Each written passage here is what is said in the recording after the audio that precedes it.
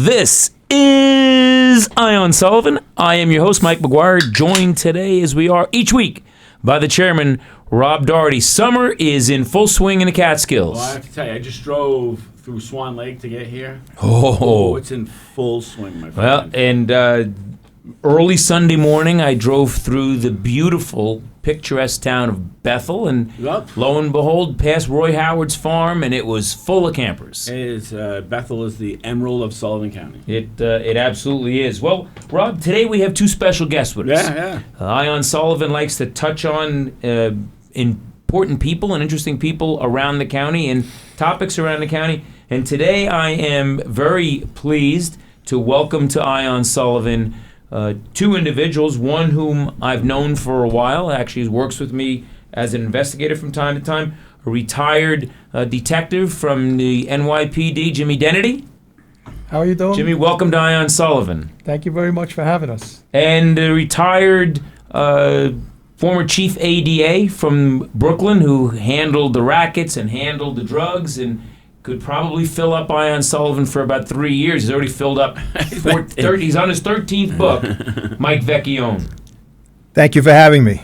Mike, it's a pleasure. So, Rob, I had a chance to meet and start working with Jimmy a couple years ago, and I had an opportunity to go and visit one of my clients that Jimmy was helping doing some investigations for me in the jail, in Sullivan County Jail, and Jimmy met me there, and I was amazed at how comfortable, Jimmy, you were in the jail and dealing with, that time, one of my clients, we'll call him Damien.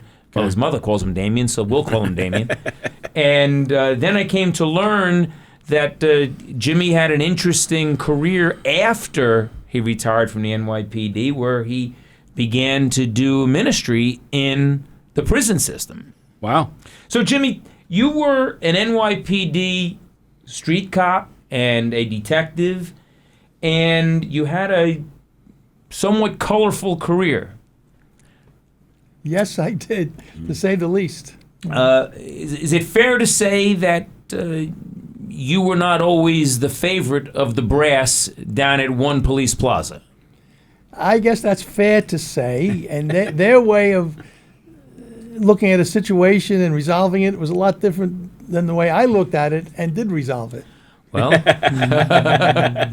so Jimmy, you had an opportunity to deal with the Black Liberation Army.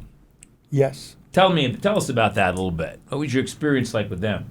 Well, it started, it was April 2nd, 1978. I was off duty and I went to the precinct to meet a friend and to show him a pair of cowboy boots that I bought. It was kind of an inside joke. And I was by the desk, the front desk, and I heard a job come over that you had a cop shot, two cops down. And I jumped in my car and I drove to the scene, about 5 minutes away or less. And it was hell. It was a radio car door open, blood all over the place, spent shells, dead body on the floor. Guy had like a gun in his hand, blood on one side of the street, trailing over to the other side of the street, then disappeared. It was like an unreal, eerie, hellish situation. And it turns out that the fella who did the shooting, member of the Black Liberation Army, as well as his friend that he killed in this shootout, he started the Attica riots. He was the guy that started the Attica riots. He's had buckshot in his back still from the riots. And the radio car responded to a recorded alarm, silent alarm, and they pulled up and they saw these two guys crossing the street. So they pulled up alongside of them, and Christy Masson was in the passenger side. He was talking to this other guy, Gonzalez, and next thing you know, they were in a struggle like a hockey fight. And Gonzalez pulled a gun, and they're fighting. So Norman Cirillo came out of the radio car, the other door on the driver's side. We are back. This is Ion Sullivan. We had a little bit of technical difficulties, Rob. These things happen. Jacobs always does a good job for us. Jacob does a good job for us. This is the first time we've had any problems. Of course, we finally get some guests in here, and Jacob has problems. But it's not Jacob's fault. So, Jimmy, let's get back. When we left off, it was actually a good suspenseful place to leave off because your partner had said to you, keep an eye on the other guy, and you're saying around the corner comes Cleveland Davis, and he's shooting. Take Correct. us from there. Yes. Norman Cirillo was pointing his gun at the police officer, and Gonzalez were like in a hockey fight, wrestling for the gun. And Norman Cirillo was telling Christy Masson, and Gonzalez, just tell him, just drop the gun. And then Masson says to Cirillo, right, watch the other guy. And at that point, out of the shadows comes Cleveland Davis firing his 9mm. And he hits Christy Masson in the forehead and the chest, and he hits Gonzalez and kills him. Norman Cirillo opens fire, hits him in the leg, hits Cleveland Davis in the leg, right? And then Norman Cirillo gets hit in the eye and the chest, and they're both dead. The only one that survives is Cleveland Davis, and he hobbles across the street, gets into a car, and he takes off. So when I get there, the radio car doors are open. There's spent shells all over the place. There's blood all over the place, right? There's a dead body, which was Gonzalez with a gun in his hand. It's Officer Gonzalez. It was the guy. Gonzalez was the inmate from Attica. Oh, the inmate from Attica was Gonzalez. Okay. Yeah, so he's with Cleveland Davis. So I had to make sure that he was dead. So I made sure he was dead. Then I looked at the crime scene and just trying to quickly figure it out. And I saw that there was blood on one side of the street, right? It went across the street, and then it stopped at the curb. So it looked like he had a car parked there, and he got into the car. Of course, the blood stopped there. So I figured, so at that point, there was a fellow who owned a pool room, Spanish guy, and he saw me checking Gonzalez to make sure he was dead, and he ran. And he used to be kind of an informant of mine. He used to give me some information on his competition. And so I got into the car, I drove to the hospital, and on the way to the hospital, I corner my eye, see a vehicle accident. And I told Mike, it was like a light went off on my head. My father used to buy us a game. It was a game of the states, and it's a map of the United States, and each state had a little hole in it, and then there was two wires, and you put one wire in the state, and on the other side of this board was a list of all the state capitals, and each one had a hole in it. So when you put New York and hit Albany, the light would go off. Okay. So in my mind, as sure as I'm sitting here, I could see a light go off in my head, right? So I drove to the hospital, and when I got to the hospital, they were dead. And everybody's crying, and this police officer was crying. He had Christy Masson's gun, and he says, oh, he was my partner.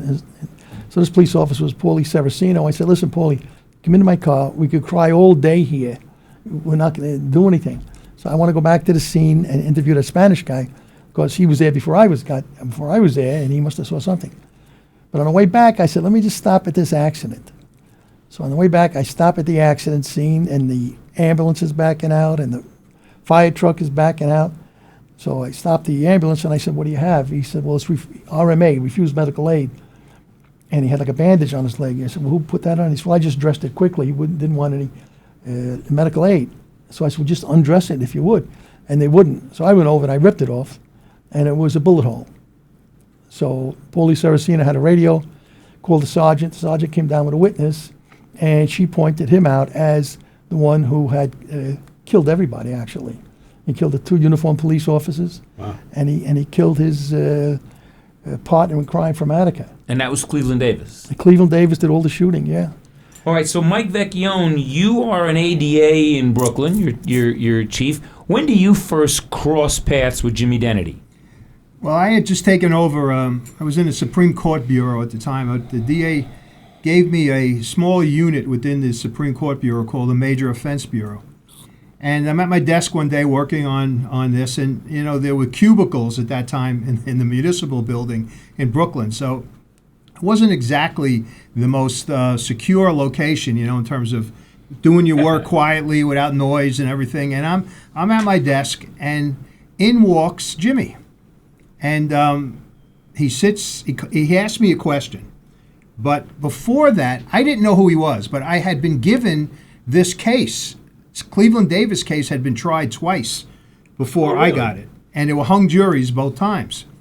And there's it's a long story about why. I mean, the case was kind of sabotaged almost from the very beginning because the Gonzalez was on the ground, and a cop who responded to that gets a call over the air, and the people at whoever it is on the air asks him give a description of the perp.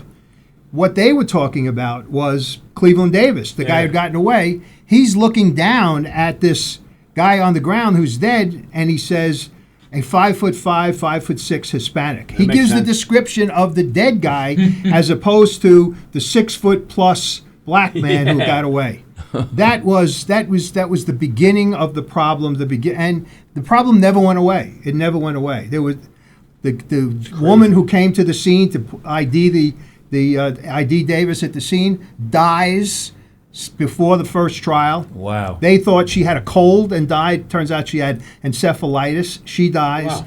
It was a bad case, a very bad And case. the two people on the jury at home. And yes, and how could I forget that? And Jimmy's working one day, and the jury is out. First trial. He's working and in uniform, and a guy comes up to him and says, "Hey, Dennedy, you got that case with the cop, the guy who shot the two cops?" And Jimmy says, "Yeah, why?" He says, "Well, you're not getting a conviction because they got two people on that jury, and they're not giving it up. Wow. You're not getting it." How about Sure enough, that? two people on the jury refused to deliberate after acquitting Davis of the attempted murder of Jimmy and his partner, because in the ambulance on the way to the hospital, Davis grabs Jimmy's gun and tries to shoot his partner, and Jimmy grabs the gun. It was a revolver. He grabs the barrel so he couldn't shoot it. They have to wrestle it out of his hands. They have to hit him, etc., etc. And Davis was injured as a result of that, in addition to the shot in his leg. The other part that hurt us a lot is that he refused to allow the doctors to take the cop's bullet out of his leg. And no judge would overrule the judges before. They would not issue a warrant. They would not do anything to allow us to get the bullet out of his Well, leg. this is the same guy that has buckshot in his back from Attica. Yeah, so well, this guy's he used to said this. no. And that bullet, the best we could do was put an X-ray up and have an expert say that it looks like it is a cop's bullet. That's the best we could do.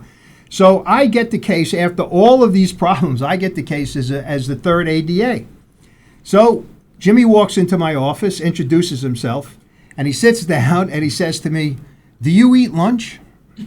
I said, "Yeah, of course I eat lunch. Why?" He said, "Well, you got this case. The two ADAs who had it before you never ate lunch. So every afternoon, they faded by the time, 3 o'clock, 4 o'clock rolled around because they didn't eat lunch. So I'm going to buy you lunch every single day this trial is on and make sure that you've got the energy for the afternoon session." So he did that. That was the beginning of now a 46-year friendship Wow. between Jimmy and I. And that's how I got to know him, and then I represented him, and in the book there's a story about how his home was burglarized and how he chased the burglars down the stairs. They had guns. He took his gun, and as they were leaving his house, they pointed the gun at him. He fires through the door, not knowing whether he hit anybody. Turns out he did. Ultimately, down the road, not that day, but down the road, the burglar is arrested. Jimmy goes to the grand jury to testify and identify him. And the ADA, who I knew very well, and Jimmy had known, because he had been in the grand jury before, said to him, "Listen, after we get the indictment, by the way, of the burglar, he asked Jimmy to step outside. He wants to talk to him. And he says, the DA, Elizabeth Holtzman, wants to talk to you. She wants you to go over to her office and talk to her." So Jimmy tells me when we're doing the book, Mike, he says, "I think she's going to give me an attaboy for, getting a guy that was burglarizing my house. My kids are in there. My wife is in there." He goes into Holtzman's office and she says, "We're going to put a case against you for shooting this guy in the back into the grand jury." So I'm going to stop you there, Mike, because I want to get into that because that's a fascinating story. That's the start. The Black Liberation Army Cleveland Davis brings you and Jimmy together. Correct. And as you said, the rest now is a 46-year story. And having been a former ADA, Rob, I've got police officer friends that now they're senior investigators and all. I remember when they came on the job, and there's that bond there because they're doing their good work on the road. and now it's my opportunity to drive it home. And it was really no different than my baseball career. You come up, you got to drive those runs in. You know that. I was the guy on base that you drove in. Yes. So now let's fast forward 40 some odd years, and the book, folks, is Hard Guys Cry by Jimmy Dennedy and Mike Vecchione. And let me tell you something. I worked with Jimmy a little bit. We were working on a case, and he tells me about this book. And really, you wrote a book? That's terrific. And so I buy the book. I'm figuring, Jimmy's a nice guy, I'll buy the book. So my intention was that I would get the book and I would look through it, and we were going to have Mike and Jimmy on here as guests and get an idea of what it was about. I'm sure there's some great anecdotes in it. I got to tell you, I got this book. I haven't finished it, but I couldn't put it down. I mean, it is riveting, and the story of their relationship together. And what I want to do now, Jimmy, if we can, there is a story, you've heard about the Black Liberation Army situation, and we heard about in the ambulance, Cleveland Davis, Jimmy didn't get to it, but Mike did. Cleveland Davis tries to grab Jimmy's gun, and in fact does grab a gun in the back of an ambulance, and Jimmy wrestles him barehanded to save both of their lives. Take us into that ambulance, Jimmy. Yes, he was laying on the gurney, and I leaned over. I was off duty. I leaned over, and I just said to him, And your gun is where? on my belt. On the belt. Like on the side. Okay, it's a service revolver or it's your carry? Off duty. My Off off duty gun. revolver. Okay. And I said to him, why did you shoot them? He says, well, they shot me first. So I know he's the shooter. You know? And with that, he's a big guy. He leans over, he grabs my gun from my holster, and he tries to pull it out, and he gets it up. So I grab the cylinder. If you grab the cylinder on a revolver, it can't turn. You know, so he's pulling away like an arm wrestle. It's crazy that you know that, but go ahead. Yeah. So we have like an arm wrestle type thing, and he loses. So we had to subdue him. We subdued him. He sustained injuries. You know, and then I'm sure that to subdue him, you're talking about, you spoke to him, you de-escalated the situation, you reasoned with him, right? yeah, it was resolved. There's no question about it. There's no question about Who's it. the attorney here? Him or you? Yeah, and then it was and it became a tough trial. It was a terrible thing to see, you know. And what it does, it gives you like a very bitter taste towards criminals, towards people that commit crimes, and other things over the past. I've had a lot of shootings in my life, you know, and it's including people breaking into my house, coming in my bedroom with guns. Now, Jimmy, who's the mayor at that time when the Cleveland Davis situation happened? 78. That's I'm Mayor not sure. Beam, right? I think that's Beam. Might have been Bean. Beam. I think it's Beam in 78. Yeah, I think it was A Beam. All right, so now let's fast forward to the 80s. We're in Wait, the Mike, 80s. Mike, Yeah, go, before you Mike, do yeah. that, let me just say one thing. Yeah. Jimmy, at the hospital, there's a little bit. Okay, go ahead, take it, that Mike. needs to be told. When they wheel Davis into the emergency room, a nurse begins to take his clothes off because he's got a shot in his leg and they got to deal with it. So Jimmy is standing by, and while she takes his belt off, she goes, "Oh, look at this. He had a Derringer that was affixed to the inside of his belt buckle that he had, and he had it into the hospital with him." So, of course, Jimmy gets that and has to and vouches it. And also he had a handcuff key on him at the same time. So he was, I think, prepared ready. to be arrested that night or to at least get into battle with a cop. And we still don't know to this day with definitively why he and Gonzalez were on that street in Brooklyn that night. The speculation is that they were there to see another BLA member to set up another robbery, but we never really got definitive answers and definitive evidence of that. So I just think that you needed to, so that your listeners and viewers know what kind of guy we're dealing with. This guy had that Derringer. Yeah, a bad guy. Bad guy. So A misunderstood guy. So interesting, and we're going to bring this together. So the way you identify Cleveland Davis is because you stop by this motor vehicle crash, and there's a guy that's been bandaged up. Take the bandage off, it's a bullet hole. Correct. All right. Now take us, keep your minds out of the gutters now. Take us into your bedroom, 1985. Take us through that story, because there's a connection here with how we identify them. Go ahead, Jimmy. It was January 2nd, 1985, about 3:25 in the morning, and my youngest son Michael was 2 at the time, and he was crying. So my wife put him in bed between us, and the house had like railroad rooms. So my other son was sleeping on the other end of the house. He was 12, Jimmy, and I heard footsteps like creaking coming up the stairs. I thought maybe it was my son Jimmy. Maybe he had to go to the bathroom, but you could hear the weight. It was an old house. You could hear the floors creak, and it was an adult. Only a cop would know that. Yeah, and he's coming right by my bedroom. He's coming in. So I had an armoire, and I had 2 guns up there.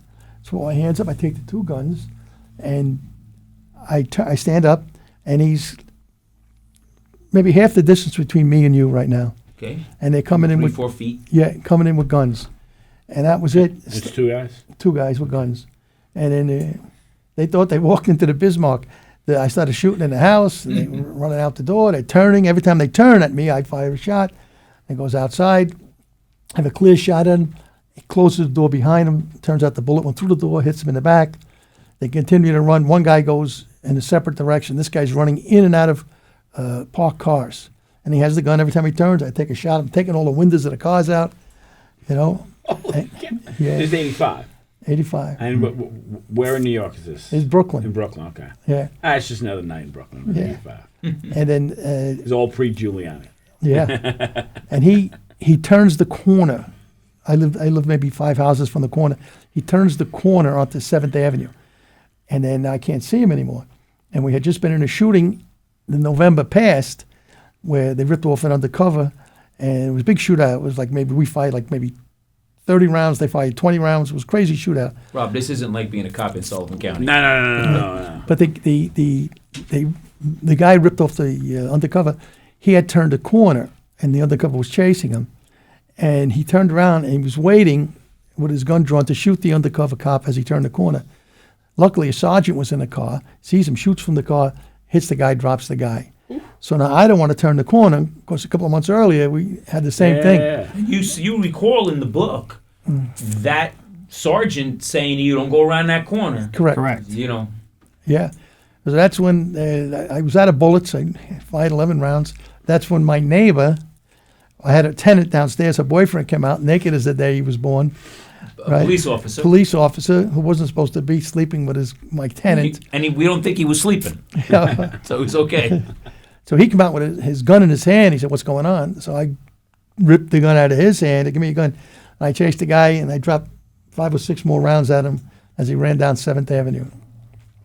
So then you recall in the book, and then we're going to bring Mike in, you recall in the book how a neighbor had been burglarized previously, and there was some jewelry that was missing, and now you think there may be a connection. Yes. My best friend growing up was Dominic Churchill. His mother, Anna, she lived maybe 4 blocks away, and they had broken in, or somebody had broken into her house, and they had tied her up with foam wire. Wow. And they sexually touched her, right? And they smacked her, and they were stealing her jewelry, and they wanted to know where the rest of the jewelry was, and she told them it's upstairs. When they went upstairs, she took that opportunity to run out the sliding doors into the backyard and started screaming. And then they left when she was screaming. So I called her, and I said, Anna, I said, listen, the 2 guys broke into my house, similar situation. I said, I cut my phone wires as well. I said, would you want to come down and see if you could pick them out? And she said, no, I'm afraid. I said, no, it's a one-way glass. They can't see you. So she went down, and it was the 2 guys that broke in. Oh, wow. It was the one guy that she identified who broke into her house. But he was picked up again because the bullet in him. Yes, He had the bullet in his back. Yes, he had my And bullet. you recall that in the book. Right, he had my bullet in his back. And that was what caused his arrest. Yes. All right, so now I want to turn to Mike now. So now we have this home invasion, and we've connected a guy to a second home invasion. Jimmy Dennedy, a decorated officer, is the victim in this case. and you're now in private practice. I am. I All left right. the DA's office a little before that. I'm in private practice, and I'm at my desk, and I get a call from Jimmy. And he says, Mike, I really need your help. He says, and he tells me the story that when he went to the grand jury to testify against the burglar, the ADA told him that Holtzman wanted to indict him. It's crazy. And he saw her face to face, and she said, yeah, we want to indict you because you shot the guy in the back. So he says, Mike, I need help. So I knew the ADA, but that really is not neither here nor there. I testify, I put in 1 million cases in the grand jury, and I know the grand jury procedure. So we went down, Jimmy and I went down to the grand jury to, because I had spoken to the ADA, and he kind of gave me a hint that, maybe things will work out. Not anything specific, but we went to the grand jury. Yeah, but you're so familiar with the process. Yeah. I went to the grand jury. So I got him aside, and his name is Ned, and I said, hey, Ned, are you putting the case against Jimmy in the same grand jury as the case in which he testified? Now, we got an indictment against the guy with the burglar in a short period of time. So he said, yeah, same grand jury. So now I said to myself, these guys, Jimmy must have made a great impression on this jury. So I get him aside and I say, Jim, we're putting you in the grand jury. You're going to testify. Which, as an aside, that doesn't happen. Yeah. That never happens. I mean, you do not put your clients in a grand No, jury. very, very, very, very rarely. Well, And he not had your to waive. clients. He had to waive immunity, Right. because that was the procedure, and he went in, and I went in with him because when a client goes into the jury, the lawyer is allowed to sit in, not question, but just sit in and watch. Right. No participation. Right. You don't. And- Not a and- single question. And I watched him testify, and I watched the jury. More important. And then how many times have you testified before? I mean, hundreds of times. Oh, a before. lot. I was an active guy. Yeah. So, yeah. So I watched the jury, and I felt very good when it was no further questions. We walked out. Ned Fox was the ADA, charged the grand jury, and then he stepped out. I would say, minutes? A few minutes. Yeah. A couple of minutes. He gets the knock on the door. We're ready for you. Ned goes in. He comes out, big smile on his face, no true bill. Meaning Jimmy was not indicted. Right. So he is, going into the jury and testifying was the key. That's what got him. Which is But unheard of. the idea of Elizabeth Holtzman, who, by the way, hated cops. I mean, she was not a friend to the police department. Well, I mean, when you tell this story, so this is 1985, right?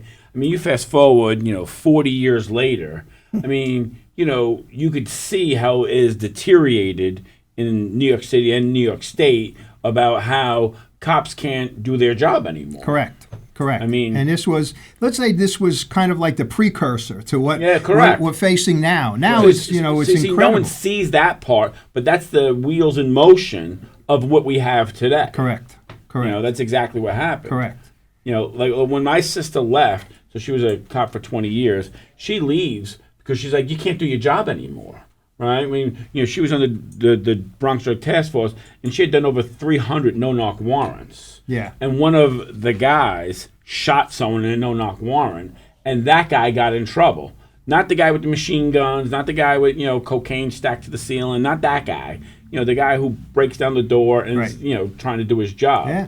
And I'm very familiar with it. We were lucky in Brooklyn. Joe Hines, who's the DA I worked for, the second time I was there. I was a DA earlier, and Eugene Gold was the DA, and Hines was his rackets chief. And then I came in, and I became Hines's rackets chief. So I knew, what he thought of cops, and I knew what Gold thought of cops. It was not the same way that people now, like the DA in Manhattan, thinks of cops, or the DA in the Bronx even thinks of cops. It's a much different situation. So I don't know how you function where the DA believes in defunding the police. yeah, I don't either. it's- I don't to either. me, it's it's impossible foreign. to get the job. Then so I have a house in Florida. I mean, you watch the news there. Those guys are crazy down there. Mm-hmm. They're like, if you break into the house, you're gonna get killed. They're gonna shoot you. Right. Okay. And they say it flat out, and no one blinks an eye at it. Well, they've got a good governor You got a good governor down there. who sets the stage. Yeah, I mean, they don't even blink an eye at it down there. And I got to tell you that I say to friends of mine now who were there with me in the DA's office,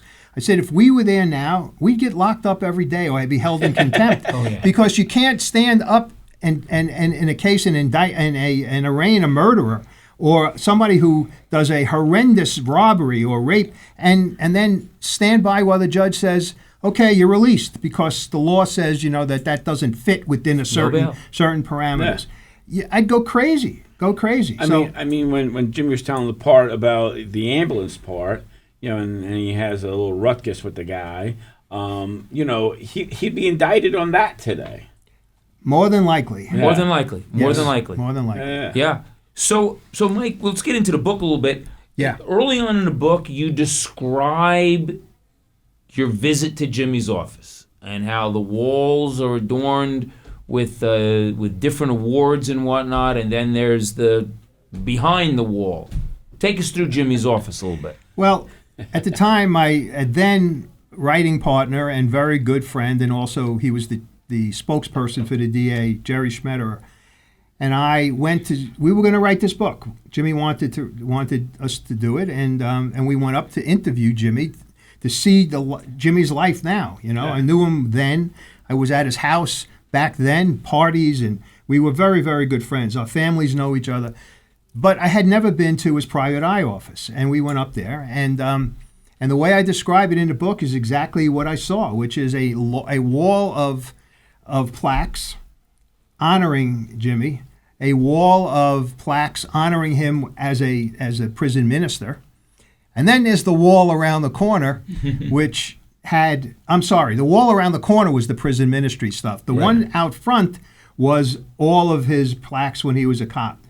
And I write because it really struck me as he put them around the corner because I think, as he may not admit to this, but subconsciously, he didn't want his buddies from the cops to believe that he had gone soft, or he had now kind of given in to the bad guys and now was helping believing them. Christ is the Lord is not given in. So that was but he had also showcases with medals and things in that proved I knew what kind of cop he was. I never at any moment thought that he went soft. In fact, I was so honored to do this book because I think to say that you were what you were and then became what you became is something that needs to be broadcast to the world. I agree with you. What's funny about it is my wife's family, who's been in Sullivan County since the 1750s. Okay, her family fought in the Civil War. It's documented. Just before George became president. Yeah, right before that guy George became president. And so my parents, I was born and raised in the Bronx. And my parents were, Union Democrats, right? And every time we're in an argument about something, she's like, "That's because you were raised by Democrats." And I always say, "No, I was raised by Christians. That's why I think that way." Because a lot of times I can be a little rough on some situations, but other times I'm, pretty easygoing on stuff because I understand, Christianity, and I understand the ministry, and I get that, and you should be commended for that, and it's nothing to hide; it's something to be proud of. That's why that book exists. Yeah. Because we had to let people know what he did. Yeah, I mean, it's something that more people should shout from the mountaintops, quite frankly. Yep. So Jimmy, in the book, they describe a thunder kick. Correct. What's a thunder kick? For lack of a better term, it's a way of getting somebody's attention immediately. If you're putting somebody on a wall, a lot of people are tough guys.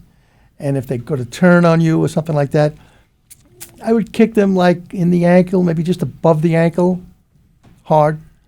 Hard enough. Hard enough to Get get their their attention to put them on the wall. Yes.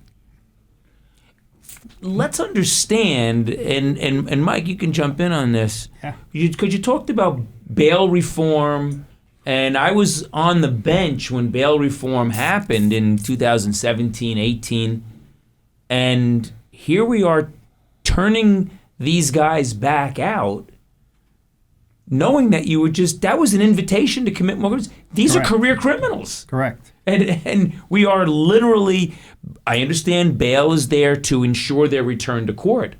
But what we were doing was sending these people out to victimize more people. There's no question about it. No question about it. And more times than not, when I was working in arraignment, the arraignment part, you would get a guy in front of you, and more times than I can count, I'd say, "Wait a second, weren't you here like 2 weeks ago?" So and it's I can't imagine what it's like now No, so- because it's not 2 weeks anymore. It's like 2 days. Yeah. and Sometimes they're it's back 2 in, hours. you know? And the problem is that by the time they get to court, to get tried, they have 12 cases lined up. Okay. Oh, yeah. And the DA is like, I'm not trying this guy 12 times. Correct. They're just packaging it up. Get a deal. And saying, there you go. But meanwhile, there's 11 victims that shouldn't have been victims because you're making these deals with these Now, guys. if all of these guys who went in could have gone to Identity Prison Ministry and then be let out, then we wouldn't be talking about this right now the way that we're talking about it. And that is, he won't because he's too modest to say it.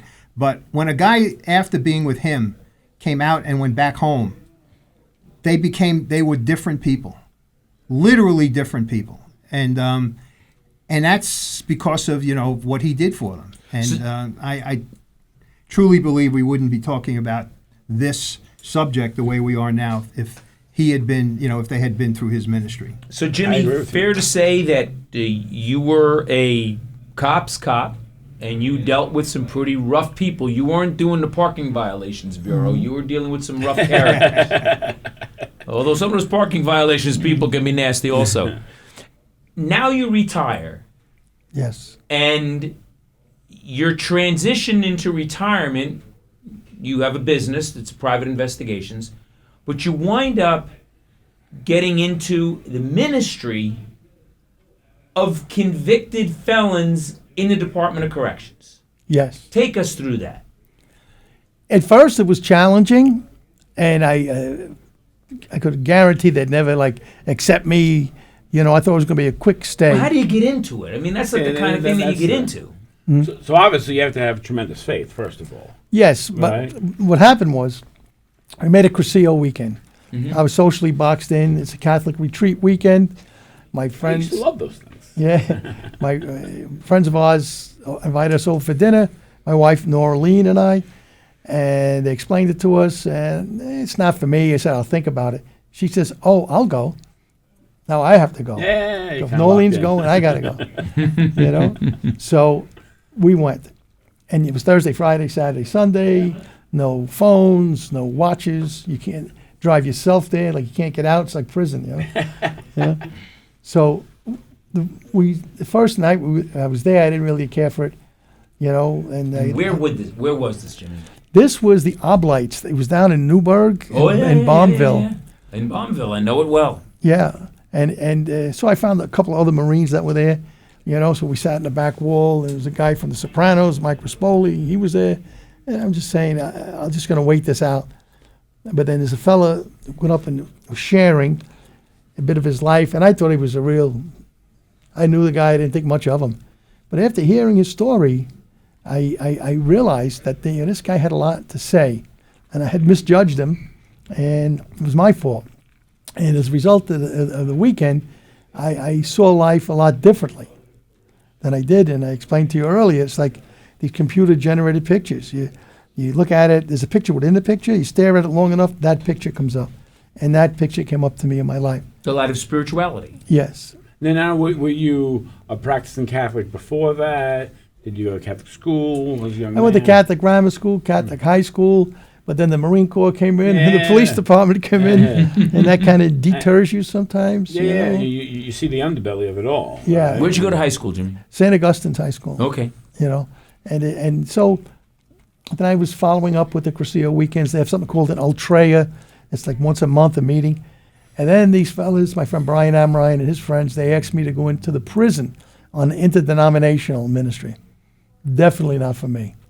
I did the Crescio thing. It worked out, but that was plenty. And I'm not a holy roll. I'm saying to myself, one more guy. We need one more guy. So I still do for the last maybe 40 years. I do adoration on the first Friday of the month. So I had midnight to 1 in the morning. And it was a crisp November night, beautiful. It was cold, but it was crisp and nice.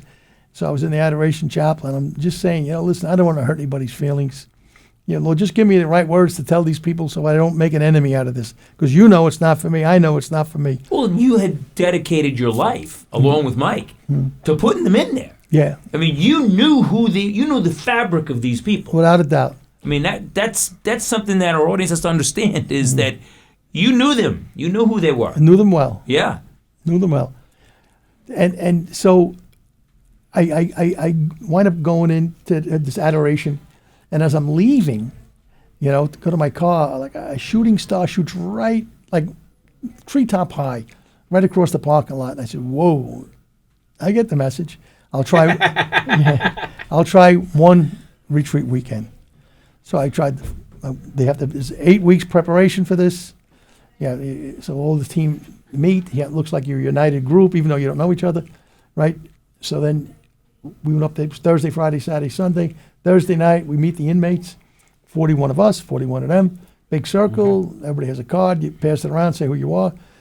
Card gets to me. I say, my name is Jimmy Dennedy. I live in Orange County, married to my wife, Norleen. I have 2 kids, right? And I'm retired from the New York City Police Department. They boo me, like a growl. It's going to be a long weekend. And you're living in the prison. We had to sleep in the prison, yeah. Yeah.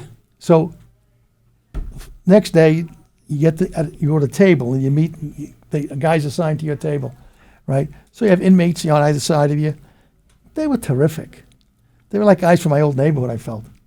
They tell you you're not supposed to say this. I spoke to them just like I spoke to the guys on the street, and they accepted it. More so than the Holy Roller type guys, Because you're real to them. And it was really, and then the weekend, that's Friday, and then they have Saturday, and Sunday, they have a little party for them, But you could bring your wives in, because some of these guys never get a visit. So the wives come in, my wife Norleen's there, and a few people, the whole bunch of ladies are there. And a big, tall black guy comes up to my wife and says, "Is Jimmy your husband?" She said, "Yes." "Can he be my father?"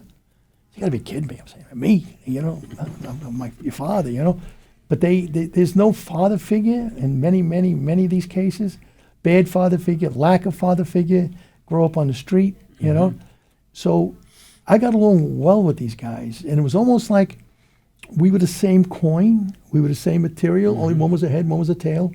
But it was the same. You were the same, and it just worked out well. And in the book, there's stories that guys literally, change their lives and save other people's lives. So Jimmy, you did that for 25 years. You ministered in the prison. 2 days a week. Yes. 2 days a week. Mike, take us through the concept and the birth of the book. You know Jimmy for many, many years. Yes. Take us through how the book is born. Well, I was sitting on my terrace. I live in Long Island City, and I have this big terrace, and it was summertime, and it was beautiful, and I'm sitting out there enjoying the weather, and I get a call from Jimmy. And how you doing? We hadn't talked for a little bit, and so we caught up, and I said, "Jim, what's up?" He said, "So, I had a guy I know from the 7-9 just did a book. And I always wondered, he knew that I had been now publishing books, and said, you'd be interested in doing, a book about me." So I said, "Yeah, what is it that, you have in mind?" So basically what he had in mind was the first part of this book, him being on the street, all the cases he did and arrests. So I said, "Jim, I can't sell that book because there are hundreds of those books out there. Yeah. Every cop who retires writes a book, so it's not gonna work. There's no hook. There's nothing." So then he tells me, including Louis Ippolito, who he tells me about the prison ministry. And I said, "Jimmy, you buried the lead here. That's exactly, now you got a hook. Now I got something I can take to my agent and talk to him about." Yeah. And we sat down, and that's one of the reasons why Jerry Schmetter and I came up to speak to Jimmy, because I talked to him about it. He said, "Yeah, we can do this." And we needed to talk to him and interview him and, get a sense of what it was like, what he was like now, after the ministry and things of that nature. But I got to tell you, guys, it was not an easy sell. Well, which is crazy to me. Well, here's why. It was not that long before the whole George Floyd situation happened. Okay. And when I spoke to my agent and we had done the proposal and gone over it and put it together and I submitted it to him, He had represented me for maybe 4 or 5 books before this, and he said, Mike, I can't sell this book. Nobody wants to publish a book about a good cop. Yeah, That's good, hard because good cop becoming a better guy. well, right? that didn't seem to be in the equation. They just looked. He just looked at the first part. Yeah. So he said, I can't do it. I said, all right. He said, let's wait a little bit. You can come back to me. Maybe things will settle down. And so, unfortunately, at that point, I was involved I was writing another book about a Sicilian hitman, quite frankly, and that was an easy sell. You can sell. So, as soon as I finished that book, my Jerry died, passed away. So I said, what am I gonna do now? I'm writing. I want to write something else. So I think back to my good friend Jimmy, and I rewrite the book proposal, to try to make it somehow sellable to a publisher. And I gave it back to my agent, and he couldn't do it. He said, "Nah, I don't know." I sent it to several other people, and they all said the same thing. So I said, "Man, I can't believe that I can't sell this story." So I had one last shot. I had just published the book about the hitman with a publishing company in Pennsylvania, and I had a deal with a publisher on Long Island for 3 novels that I was about to write. So I sent the proposal. I called both of them, and they said, "Yeah, it's worth a look. Send us the proposal." I did. I rewrote it again. A year passes. I hear nothing. It's around Christmas time the following year. I'm dropping my wife off shopping, and I get a call. It's the publisher from Pennsylvania. He says, "You remember that thing you gave me a year?" I said, "Yeah, that was a year ago. Where have you been?" Exactly. So he said, "I want you to do it. Let's do it." I said, "Okay, great." So I start writing the book, start interviewing Jimmy. We get into it. He sends me a contract. I sign it. Jimmy signs it. And I'm waiting and waiting. He's supposed to send me the contract back plus a check for what he was paying us for the proposal. So I finally call him and I say, "Ed, what is going on?" He said, "Sorry to tell you, I can't do it. I can't do it." I said, "You can't do it? I got a third or a fourth of the book already written." Right. He said, "I'm going out of business. We don't have the money to pay you for this." Wow. So now I was really stuck. So I went back to the publisher as a woman. Her name's Stephanie Larkin. And I said, "Stephanie, I want you to take a look at this really hard. I've now published with her at least 1, maybe 2 of the novels, which she loved." She says, "Okay, let me take a look at it." Things must have changed in her mind, because her original thought was, how do I market this? What do I call it? So I now decide, and Jimmy and I talked about it, and we say, let's make it a biography. Originally, it was just going to be, the tough cop changing, that kind of thing. So I call it a biography. Now she had a category she could put it in. So she looked at it with that in mind. She calls me back and she says, "Yeah, let's do it." And we did it. Wow. That was the long, drawn-out road that went from my terrace to writing. This is like a 3-year journey. Maybe more, mm-hmm. Because I started last year. We started in late 24. I would say we started in maybe 19 or 20. Really? That's wow. How long it was when Jimmy came to me with this thing. So, and now she loves it. Now she loves the book. I just finished the audio book. I do the narrations of my book. Oh, you do? Okay. Yeah, and I just finished it, and it'll be out soon. So we'll be able to. If you could tell Mike when it comes out, because I want to. Yeah, we will. The book is Hard Guys Cry. It's published by Penguin Publishers. Red Penguin Publishers. Red Penguin Publishers, and it's Jimmy Dennedy and Mike Vecchione. Jimmy, you had how many years on the force? 20. 20 and 25 in the ministry. Yes. All right. So we've heard some fascinating anecdotes about your time on the streets, and you're teaming up with Mike and a team that continues give us one of the more significant experiences you had in the 25 years in the ministry. There's a lot. I'll just give you. There's there's Italian mob guys in there. You have the Irish mob guys in there. You have the Spanish gangbangers. You have everybody. Well, it was around Christmas time, and Father Bob Papora is giving your guy is giving a homily. Father Bob from Monticello. From Monticello and Wilkesboro now too. He's in the book. Yes, he's in the book. Wurtsboro, so yeah. In Wurtsboro also, in the book.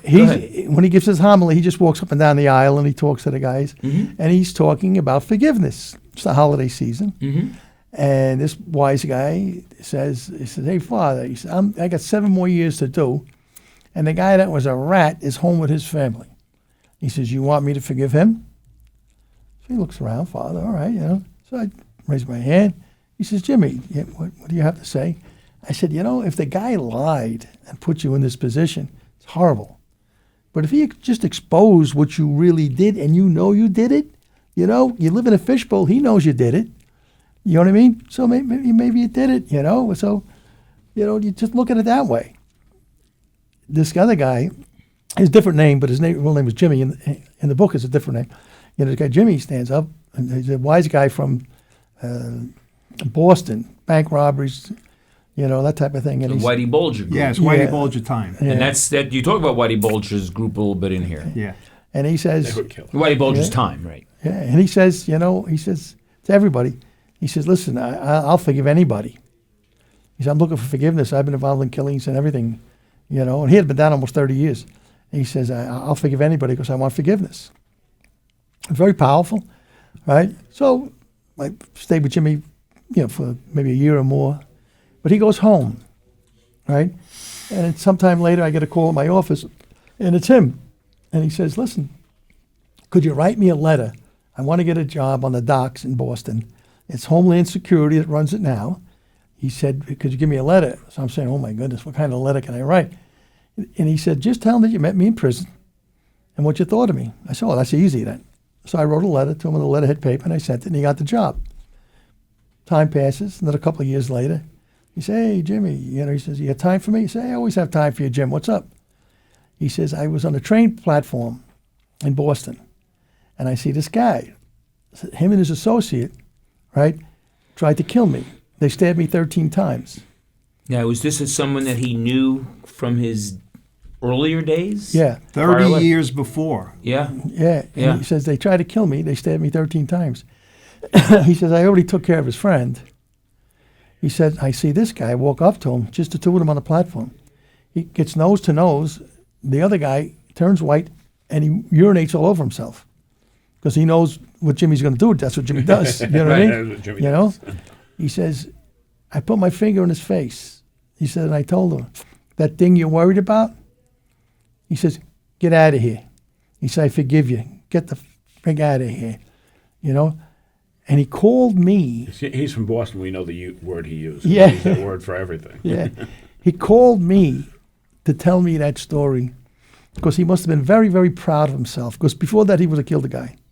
Oh, that's Incredible. Yeah. I And mean, he that's- says to him, let me one last Yeah, piece. go, He says yeah. to him, Jimmy, I wouldn't have done this. He said it would have been easier for me That's before right. I met you to clip him than it was to forgive him. But Sure. because of you, I forgive them.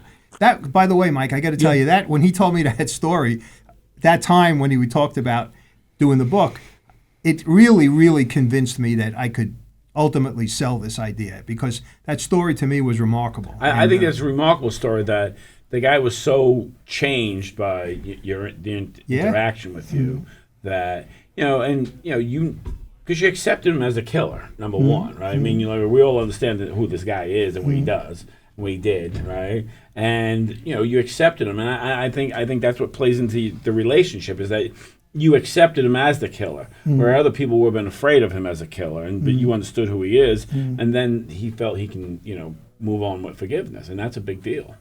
Yeah. And then once once the Lord's in, I mean, it's hard. It's hard. And like I tell people, when you go on the Cursillo weekend, a religious weekend, The people come out there like gazelles. They jump in. They're really full of the Holy Spirit, stuff. But in prison, if an elephant jumps an inch, that's a miracle. It's a miracle. You know what I mean? And sometimes it's like a snowball rolling downhill. They do a little better, not all of them, but some of them do better and better and better. And they're proud of their transformation. And it's very nice to see. And part of the problem is when they get out, everyone they know is usually a bad guy. I mean, they don't know a whole lot of good people. So now they have to stay away from the people that they know, lifelong friends. And now they have to completely change their life, which is very difficult to do. Without a doubt. And without the Lord in their life, I think it's impossible, quite frankly. Can be, for sure. I had an opportunity. I've seen Jimmy. He wasn't there to minister, but he said to me, do you mind if I talk to him for a few minutes after we're done asking him about, the witnesses and what happened in the room and all? I said, yeah, go right ahead. And they talked, and I will tell you that client today works in the city of New York as a drug counselor. He's completely turned his life around. And the great. start of that was Jimmy talking to him because Jimmy understands where he came from. He was a Brooklyn kid also. But Mike, Jimmy is modest, to say the least. Yes, he is. The book, I'm sure, is not nearly thick enough to cover all of the anecdotes, and you had to edit it down to touch on one or two of the surprising things that you learned, having known Jimmy for so many years, when you did your research and put the book together. Well, the one I think that jumps out at me is I remember this murder and this whole case from my days at the DA's office. The name of the guy was Andrew Crispo. He was a guy who was a well-known, well-regarded art connoisseur, dealer in Manhattan. And it turns out he was a sadomasochistic killer, I'll say, even though he was not convicted of the killing. But the person who was, his partner, said, it was him who did this, Well, Capone wasn't convicted of killing anyone either. Right. And the guy, and when the victim in this situation was found in the woods in Rockland County, he was wearing or had on his face a sadomasochistic mask, which they put on. And the body was eaten away by animals except his face, so they could identify him right away. And Crispo was ultimately arrested for some not an attempted murder and something else in an entirely different situation, but he was who he was. And when Jimmy described for me what he looked like when he first saw him, when he was introduced to him in the ministry, that it reminded me of a guy who was like Dracula, with sunken eyes. His cheekbones were protruding. He was just somebody who looked as evil as he was. As he was. And Jimmy is not, he's been on the street, saw some really evil stuff. And he told me, he said, this guy scared me, quite frankly. Looking at him scared me. Jimmy turned him around completely. And when he finally got out of jail, he stayed in touch with Jimmy. And they were on, and he sent them a Christmas card, which is part of we put it in the book, in which he essentially thanks Jimmy and thanks Norlene, his wife, and even gives a little shout out to their dog in the Christmas card. So to me, to turn this guy who I thought was evil incarnate around completely was, to me, a miracle. And it was the miracle. And I got one more personal thing. Go right ahead, yeah. The personal thing is when Jimmy came to me with this idea, and I started to learn all about him and the ministry and what he had done. I was born and raised a Catholic. I went to Catholic grammar school, Catholic high school in Brooklyn at Bishop Lachlan, which was kind of the brother school to St. Augustine. Ed Bowes, the track coach. And I went to St. John's University, and I went to law school. It was the first time I ventured out of the Catholic year, and I went to Hofstra University, law school. So, but I had fallen away. I was a Catholic. I had gone to church every Sunday. It was one of those things. I just was no longer a practicing Catholic. And when I spoke to Jimmy about what he did, and he told me these things, it inspired me. And I moved from Brooklyn to Long Island City, and I found a new church to go to, and I asked the pastor if I could sit with him in the rectory and talk to him about, me and my coming back. And I made a full confession, and I have not missed Mass now once. I'm back, and I'm back, and my faith is as strong as it's ever been, and that's because of him. So I don't know if that fits in terms of what surprised you, but it certainly surprised me that this man who gave his life to these prisoners could do the same thing to me, and he did. Well, it's the physical, the mental, and the spiritual, and in so many people that struggle in life, what's missing is the spiritual. Yep. And that's what this book points out.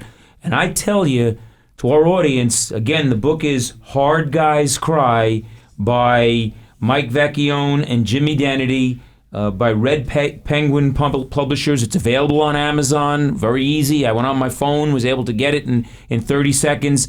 You cannot put this book down as it goes through the anecdotes that are riveting, but then to see the spirituality come into these people. As a 12-year Catholic school guy, Manhattan College with the Christian Brothers. That's why I know Ed Bose. I was a track guy at Manhattan, and Ed ran the Manhattan College Track Club. He did. And then 8 years in elementary school. It's the spiritual. That's the piece that was missing, and it is fascinating. This is the kind of book that publishers need to publish because people need to read it, and people need to understand it. Rob? No, I my faith is very strong, and as my wife grew up in a mixed marriage. Her father was a Protestant and mother was a Catholic, and as we grew. We were married, all our kids were baptized, and my oldest boy did not receive his confirmation, and I've always pushed, not quietly though, you don't want to be overbearing about it, Catholicism on them, because it's the true Church of Jesus Christ. And as they've gotten older, now they're, really understanding. One thing that happened was, I'm usually a pretty positive guy. Like, people that know me are like, you always think the best is going to work out. And that's my faith in the Lord, right? Mm-hmm. So I had, stage 4 lung cancer. Mm-hmm. I never smoked a cigarette in my life. And here I am with, stage 4 lung cancer. And, I was told by a couple of doctors that I wasn't going to make it. And, my kids, at the time were like, you're so positive that you're going to make it. Like, how do you, I said, I believe in the Lord, right? And as I got through that, and then as they got a little older, they're like, the Lord could do anything. And I'm like, exactly. And now, you're telling a story here about a guy who was just, evil. I mean, you look at the guy, and his acts were evil, he's evil. And, once maybe no one ever showed him the Lord before. And once you bring someone to the Lord and they understand it and they accept it, and it's not about, bowing down to the Lord or anything like that. If you take Luke, 5, it says, if you don't own a sword, sell your cloak and buy a sword, right? You could still be a hard guy, but you have to understand that, the Lord is. Sure. And you know what? There's a saying in Latin. It's called Christus incognitus, which means Christ is incognito. He's in everybody. He's everyone. Everyone, even the one you don't like. Yeah. It's hard to see. It's hard to see it sometimes. Yeah. But that's what it is. Mike, last thoughts. The last thought I have is that, number one, I'm very, very pleased that this guy walked in and bought me lunch all those times Thank God. when we started that case. And from I bought him case, lunch today too. Hey, Yeah, it's 6 exactly. o'clock, From a case that was a tragedy, 2 cops doing their job, Yeah. basically slaughtered on the street, came my friendship with Jimmy. And I know that the hand of God is in there somewhere, who said, you guys belong together, need to be together. And I'm so happy that I was able to get a publisher to put that book together so that we could share this guy's life. Well, the book, once again, is Hard Guys Cry.